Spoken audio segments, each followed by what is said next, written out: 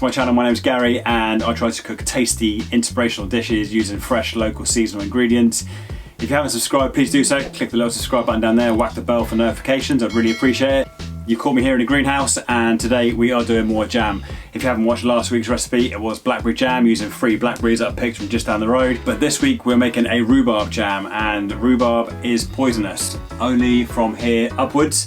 So the leaves of a rhubarb plant are poisonous. So you can eat this part here, so you want to cut the stem off just about here, but you want to discard the leaves. Don't even put them in a compost heap because they're going to put poison into your compost heap. What I do is this, I fold them up and I put them back in the base of the rhubarb plant and they compost down by themselves and go back into their own plant. We've got high levels of oxalic acid, so in the leaves, surprisingly, from here upwards are high levels of oxalic acid, and this could poison your kidneys and are really bad for you.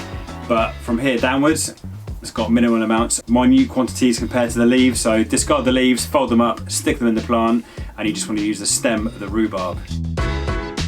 You pick it like this, you basically grasp it with both hands, you give it a gentle twist and you pull, and this removes the rhubarb safely from the plant and stops it getting damaged.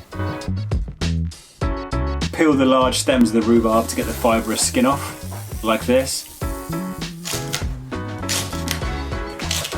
Now when I make rhubarb jam, it's a little bit different from normal jam, like you've seen in previous episodes, like the blackberry jam last time. Add the sugar before I start the heating process, so the sugar goes onto the rhubarb. So 8 hours later you're going to find this. Your rhubarb sat in a bowl of its own liquid, sweet liquid. We're then going to add that to the saucepan and we're going to start cooking that down.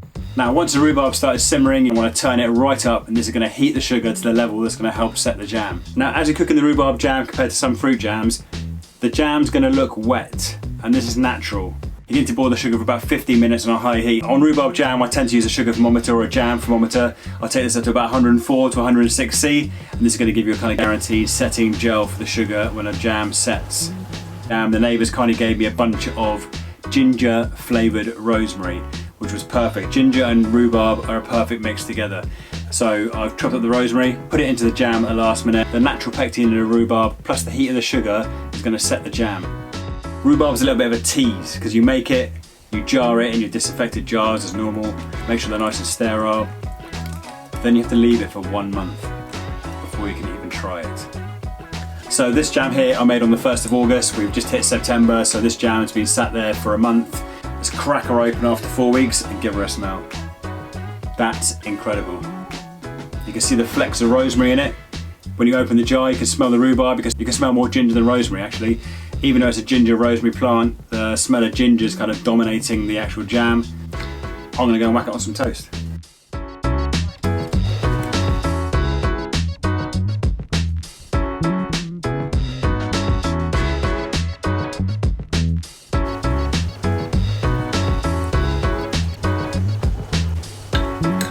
Okay, let's give it a go. That is so good. If you don't like sweet jam, this is the perfect jam for you. It's got a combination of tartness from the rhubarb, the caramelised sugar flavour in the background, and the warmth of the ginger coming through in the background, getting the taste buds at the last minute, giving you a lasting flavour in your mouth. Rhubarb jam with rosemary ginger, you've got to give it a try.